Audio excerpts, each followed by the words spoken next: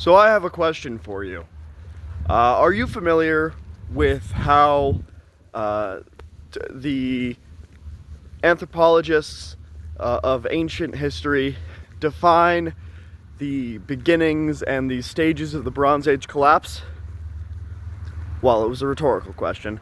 The answer is they analyze the cultural output and the artisanship found in the pottery of the various Bronze Age cultures that made up the Fertile Crescent, and the decline in the artisanship that correlated with the Bronze Age collapse. Now, there are many reasons in which a civilizational collapse correlates with a decline in culture and artisan creations. But rather than dive into what these factors are, I would simply point out an observation that I've made. See, as you may be aware, I'm big into fashion, and I have noticed something regarding fashion in the last, I want to say, a little over 100 years. Since the Edwardian period, since the reign of the several King Edwards following Victoria, there has not been any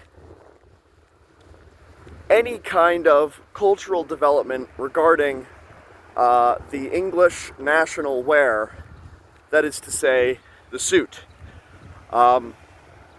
If you look at the Georgian period, we're all very familiar with the Georgian period. The frock coats, the massive plumy ascots, the tricorn hat. And then you look at the Napoleonic period, where they had, the shakos, and they started to have bicorns, and the coats, the ascots started to turn into ties. And then into the Victorian period, where, the suits we start to recognize today start to come into more regular use. Then finally we end up in the Edwardian period. There's no more top hats, no more of these long tailcoats, no more canes. With the increase of technology, walking was less prevalent, and vehicles replaced walking, so you don't need a cane to stabilize you and take burden off of your daily walk. But even still, there was a rather significant cultural development, in hats. They shifted from bowler hats and top hats into fedoras and trilbies. But following the Edwardian period into, I guess you could call it, the second Elizabethan period,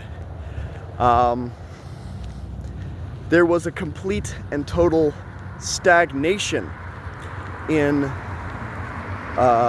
sartorial cultural evolution.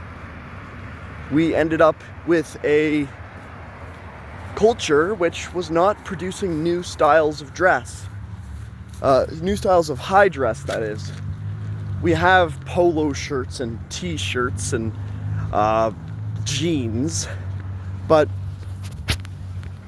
this decline in quality and craftsmanship, you print a logo onto a t-shirt, the craftsmanship is declining in quality. And even among high suits, the materials and the cuts and the styles do not differ significantly from the Edwardian period, except in the fact that they are simply worse.